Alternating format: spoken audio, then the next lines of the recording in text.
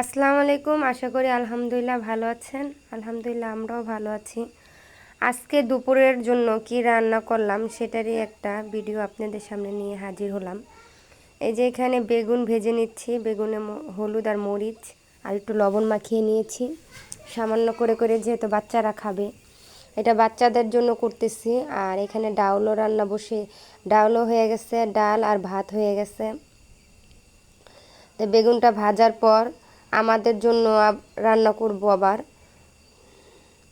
এই যে বেগুনগুলো এক পাশ হয়ে গেছে, উল্টিয়ে দিচ্ছি আরেক পাশ দিয়ে। তারপরে এই যে বেগুনগুলো ভাজা হয়ে গেছে, দেখেন দেখতে কত সুন্দর লাগছে। গরম গরম ভাত দিয়ে কিন্তু খেতে অনেক মজা হবে। আর আমাদের জন্য এই পাশে পুঁটি মাছ দিয়ে মূলা রান্না করতেছি। মূলা হয়ে আসছে, ধনিয়া পাতা দিয়েছে, এখন আর একটু ভালো করে বলক আসলেই নামিয়ে নেব। আর রান্না করব শিং মাছ দিয়ে লাউ শাক। এটি হচ্ছে আমাদের জন্য, আর এটা হচ্ছে বাচ্চারা খাবে, ডাল দিয়ে বেগুন দিয়ে বাচ্চারা খাবে। আর যদি লাউ শাক খায় তাহলে খাবে। আর একটু ভর্তা ভর্তা খেতে মনে চাচ্ছে, তার জন্য চিন্তা করলাম একটু ভর্তাও বানিয়ে নিই। তার জন্য কি করলাম, দুইটা বেগুন একটু ধুয়ে তেল মাখিয়ে নিয়েছি। এই দুইটা বেগুনকে এখন পুড়ে তারপর ভর্তা বানাবো।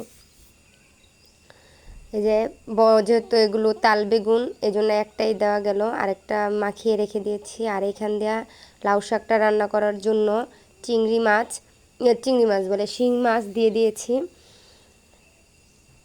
ভুলে বলে ফেলেছি চিংড়ি মাছ, সবসময় চিংড়ি মাছ দিয়ে রান্না করি, তো আজকে চিন্তা করলাম লাউ শাক দিয়ে শিং মাছ দিয়ে রান্না করি, ঝোল ঝোল করে। তা এইখান দিয়ে বেগুনগুলো পোড়াও হয়ে গেছে, বেগুনের ভর্তাটা আমি বানিয়ে নেব। আর তাড়াতাড়ি করে এই রান্নাটা শেষ করতেছি, যেহেতু আজকে পরীক্ষা ছিল না বাচ্চার, তো একটু লেট করে ঘুমের থেকে উঠছি দেখা সব কিছু দেরি হয়ে গেছে। তাই এই যে এখানে শিং মাছগুলো দিয়ে দিয়েছি। আমি শাকগুলো কষানোর পর একটু ঝোল দিয়ে শিং মাছগুলোও দিয়ে দিয়েছি।